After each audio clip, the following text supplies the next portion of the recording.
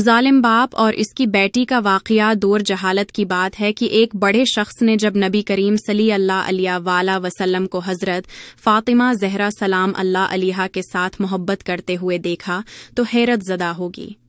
پھر اس کی آنکھوں سے آنسو نکل آئے۔ سوچنے لگا کہ کس طرح بے دردی سے میں نے اپنے پیارے جگر کو صرف دور جہالت کے رسم و رواج کی بنا پر زندہ درگور کر دیا تھا۔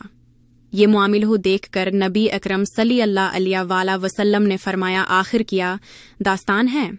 انہوں نے بیان کرنا شروع کیا کہ میری بیوی حاملہ تھی۔ ان دنوں میں ایک سفر پہ گیا ہوا تھا۔ جب کافی عرصے بعد پلٹا تو اپنے گھر میں ایک بچی کو کھیلتے ہوئے دیکھا اور بیوی سے پوچھا کہ یہ بچی کون ہے؟ تو بیوی نے کہا، یہ ہماری بیٹی ہے۔ حتیٰ کہ میں نے اس بچی کو زندہ درگور کر دیا۔ لڑکی روتی رہی اور گڑگڑاتی رہی، لیکن مجھ پر اس کی فریاد کا کوئی اثر نہ ہوا۔